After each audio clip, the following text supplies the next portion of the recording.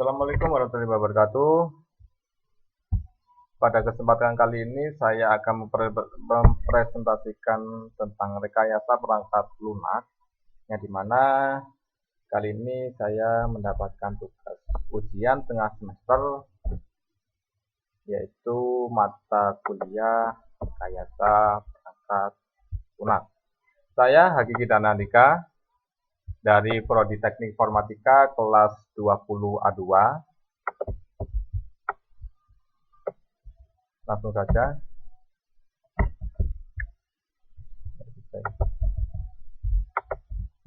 Ya. Studi kasus soal ke-1, yang dimana studi kasus soal 1, dimana tugas UTS RPL ini ada 2 soal. Yang pertama ini adalah soal ke-1, yaitu prosedur kerja pendaftar ulang di suatu perguruan tinggi berjalan sebagai berikut.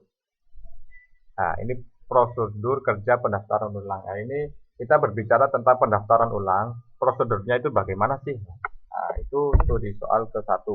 Yang pertama, kita sudah menyandang predikat sebagai maha, yang dulunya itu hanya siswa, sekarang itu kita menyandang predikat mahasiswa tentunya. Nah, itu pendaftaran ulang di kampus itu seperti apa?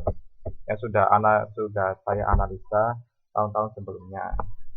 Yang pertama, mahasiswa menyerahkan KTM ke Kabag Keuangan sambil menyerahkan biaya daftar ulang. Yang kedua, petugas Kabag atau bagian keuangan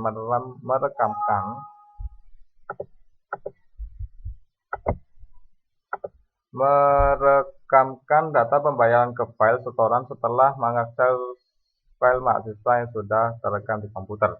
Kemudian mencetak tanda lunas atau asli untuk mahasiswa, salinan untuk bagian kemahasiswaan atau akomodasi akademik atau BAA. Yang ketiga, berdasarkan salinan tanda lunas, petugas BAA mengupdate data mahasiswa ke file atau ambil dan mencetak formulir rencana studi untuk mahasiswa atau KRS.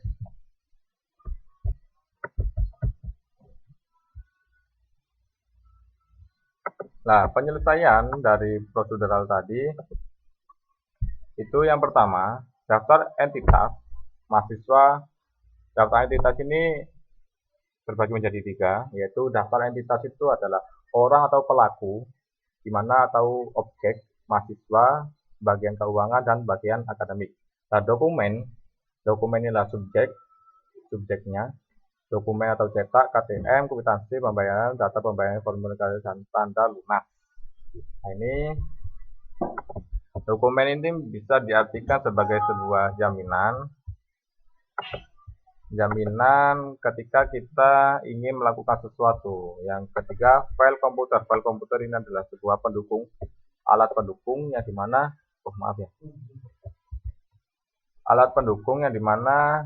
alat pendukung ini adalah untuk memudahkan daftar entitas sebagaimana keuangan, bagian keuangan atau bagian akademik.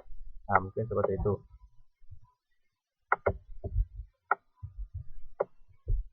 Lanjut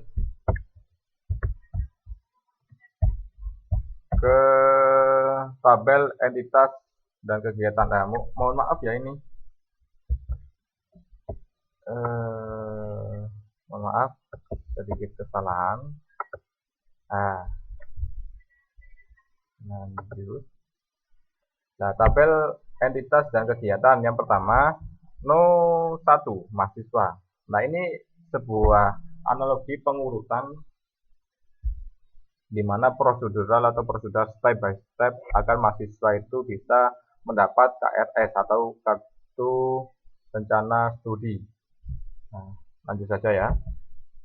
Nah, flow-map ini sebuah tabel rekayasa atau tabel di mana mahasiswa itu harus melakukan bagaimana, di mana, dan harus di mana. Mungkin seperti itu. KTM, mahasiswa itu harus mempunyai KTM, harus mempunyai biaya, tanda lunas, formulir, KRS. Nah, itu sebagaimana yang harus menjadi hak asasi mahasiswa.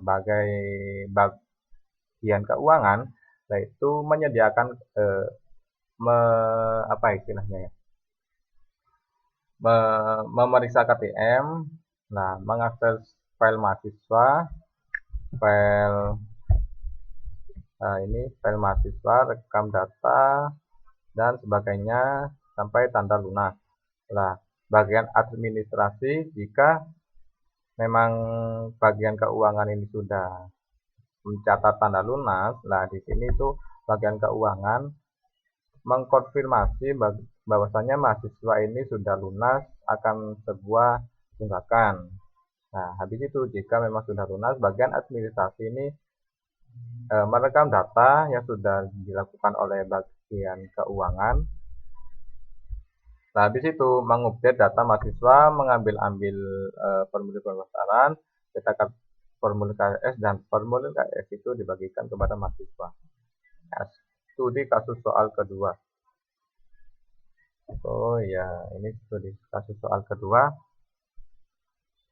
Yang pertama tadi itu soal pertama, yang kedua ini studi kasus soal kedua. Biru, jasa prima, membantu dalam membuat SIM A dan SIM C, penguras STK dan balik nama kendaraan bermotor. Untuk keperluan ini, pemohon diminta untuk menyerahkan KTP, dokumen lain yang diperlukan, dan biaya jasa dengan tarif di Biro Jasa sebagai persyaratan pelayanan. Nah, penyelesaian daftar entitas permohonan, bagian administrasi keuangan, pimpinan, bagian persoalan dokumen atau KTP. Nah, ini adalah sebuah permohonan yang dimana sebuah realita